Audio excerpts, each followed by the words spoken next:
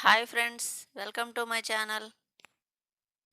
Friends, ఈరోజు నేను చేయబోయే రెసిపీ వెజ్ శాండ్విచ్. చూద్దాము. స్వీట్ కార్న్, తురిమిన carrot, mayonnaise sauce, veg mayonnaise sauce అండి. తర్వాత కొత్తిమీర, తరిగి పెట్టుకున్న ఆనియన్స్ అండి, క్యాప్సికమ్, సాల్ట్, ఫ్రెష్ బ్రెడ్ కూడా కావాలండి.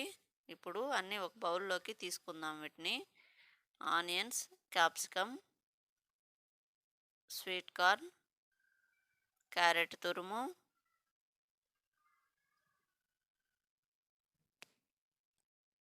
కొత్తిమీర, సాల్టు,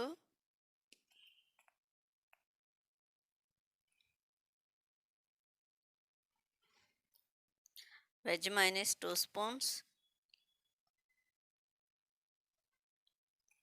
వేసుకొని ఇదంతా బాగా మిక్స్ చేసి పెట్టుకోవాలండి.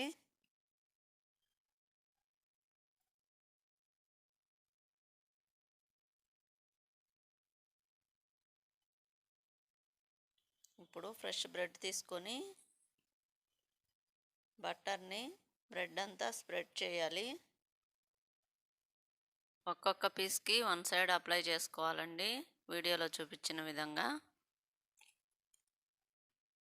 ఇంకొక బ్రెడ్ పీస్ కూడా ఇలాగే స్ప్రెడ్ చేసుకుందాం 1 సైడ్. ఇప్పుడు మనం ముందుగా తయారు చేసి పెట్టుకున్న మిక్చర్ని ఈ బ్రెడ్ పీస్ పైన వేసి పెట్టేసి స్టఫ్ చేసుకోవాలి.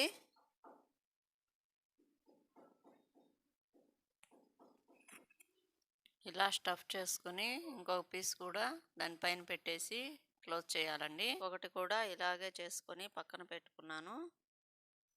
శాండ్విచ్ మేకర్ అండి. దీన్ని ఫస్ట్ మనం ఆన్ చేసుకున్నప్పుడు రెడ్ లైట్ వెలుగుతుంది. వేడైన తర్వాత గ్రీన్ లైట్ వెలుగుతుందండి.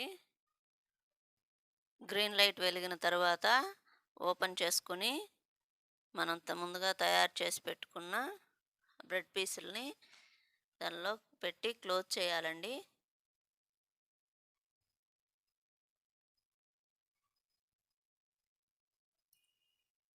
ఇవి రెడీ అయిన తర్వాత మళ్ళీ గ్రీన్ లైట్ వెలుగుతుందండి. ఎప్పుడూ రొటీన్గా కాకుండా అప్పుడప్పుడు ఇలా ఇంట్లోనే శాండ్విచ్ ప్రిపేర్ చేసుకోవచ్చండి. చూడండి, శాండ్విచ్ రెడీ అయిపోయింది.